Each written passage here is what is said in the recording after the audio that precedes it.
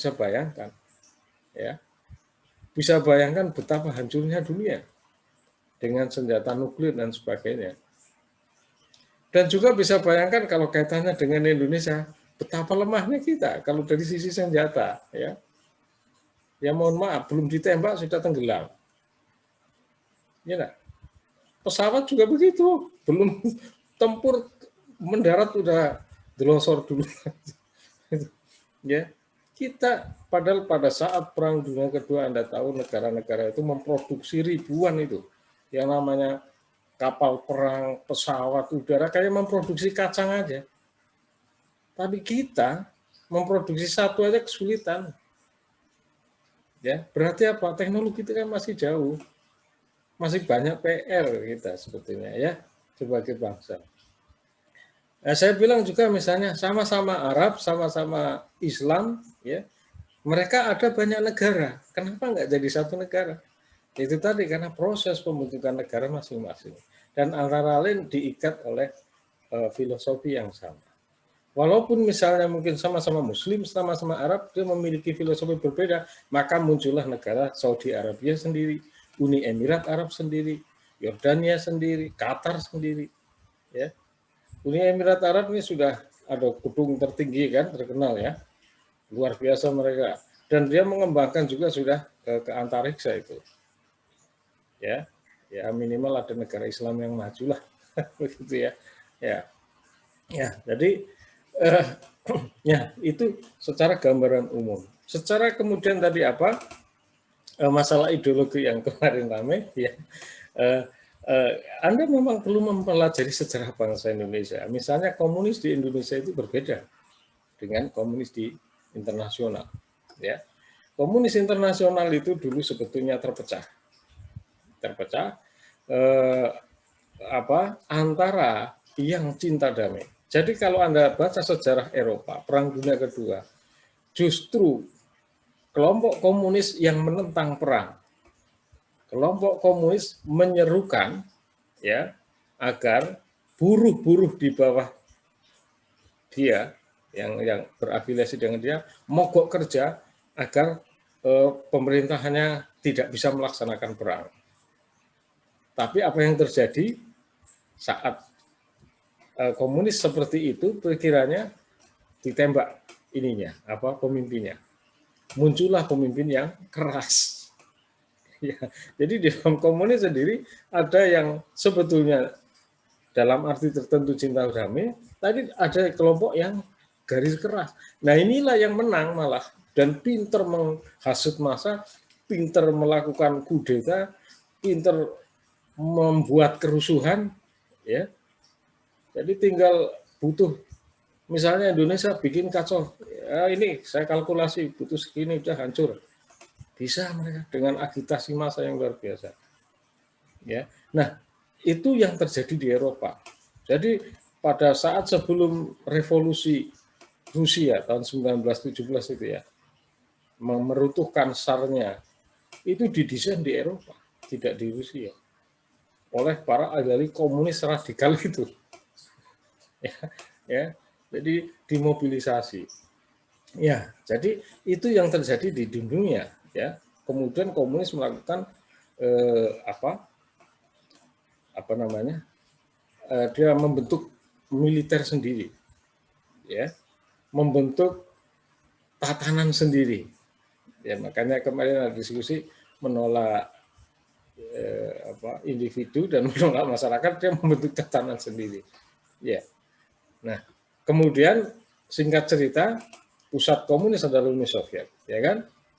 Karena komunis akan menyebarkan ke seluruh dunia, maka lawannya di bawah pimpinan Amerika dan kita juga memimpin Indonesia negara non blok, negara tidak ngeblok, negara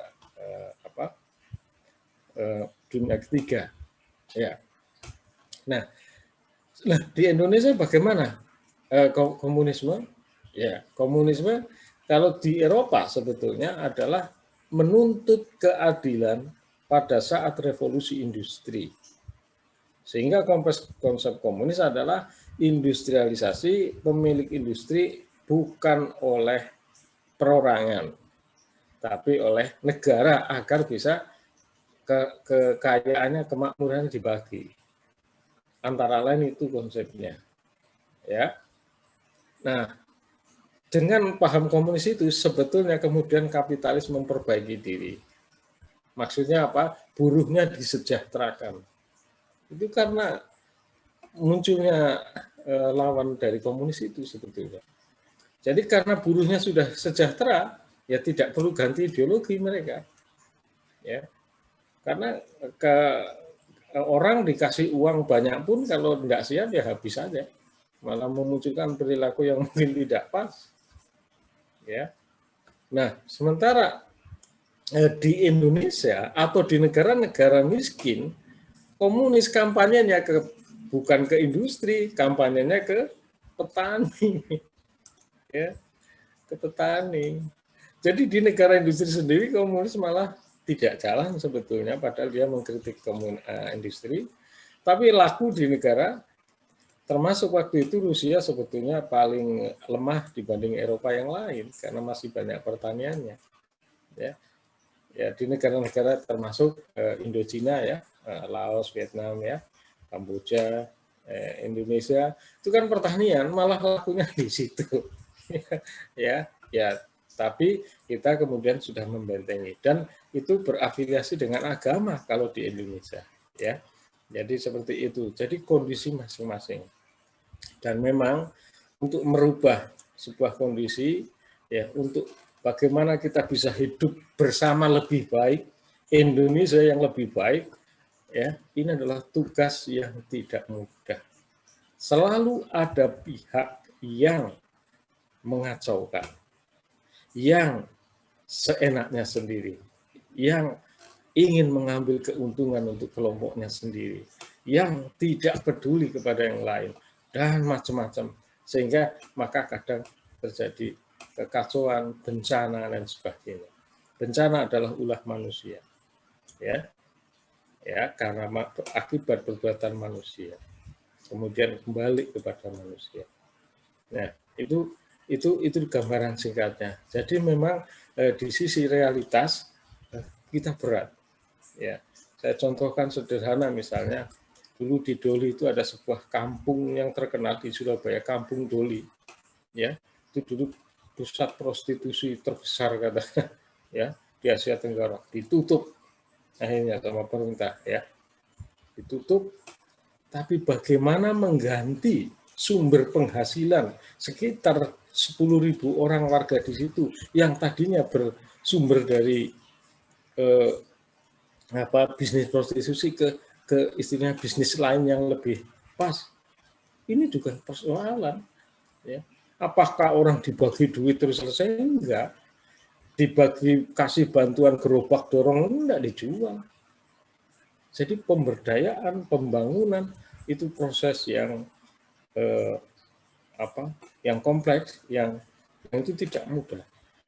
Nah, memang kalau fisik misalnya, Pak tinggal dibangun pabrik dan sebagainya, siapa yang mau di situ? Ya, siapa yang mau investasi? Aksesnya bagaimana? Kita melebarkan jalan 1 meter aja ke kiri kanan itu tidak mudah, ya. Itu kalau di dunia fisik. Jadi kalau kita menuntut ini itu dana kita dari mana? Ya. Utang-utang banyak juga diprotes, ya kan? Seperti itu.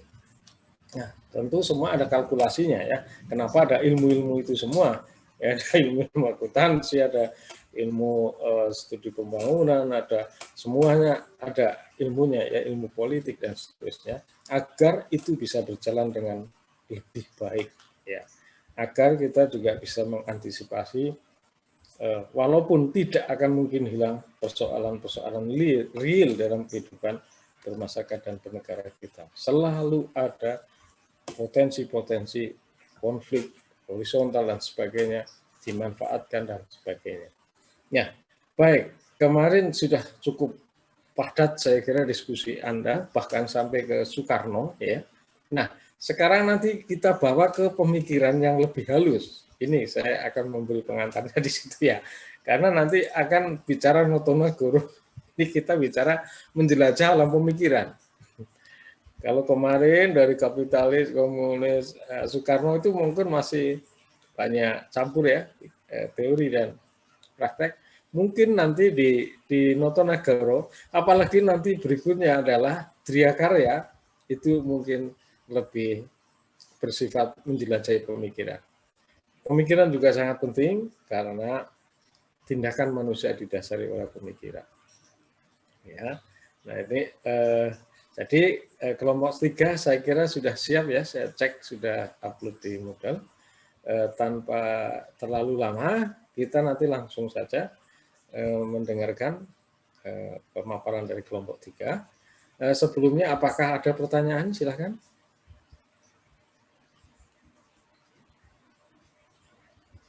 Halo, tidak ada? Ya, baik. Kalau gitu, Permisi Pak, untuk kelompok saya ya. yang kelompok 2 udah ngumpulin ya Pak ya. Yang Kelompok materi 2 yang minggu kemarin Pak, minggu kemarin. Minggu kemarin saya cek sudah ngumpulin Oh ya di sudah, oke, ya, baik Pak. ya. Minggu kemarin yang kelompok 2 ya. Iya. Yang Soekarno ya, Ersat ya? Ersat? Iya Pak, Ya. kelompok 9 saya Pak, saya kelompok 9. Ya, pokoknya yang Materi Soekarno ya. ya Ya. yang Soekarno. Ya, yang Soekarno saya cek tadi saya lihat Ya, Soekarno kelompok dan 9 saya Pak. ya, Soekarno dan Notonegoro. Ya, tadi saya lihat sudah ngumpulin. Ya. Baik, ada pertanyaan lagi? Baik, nanti mungkin kita kira-kira selesai jam 10 ya, atau 10.15 gitu ya. Nggak apa-apa ya.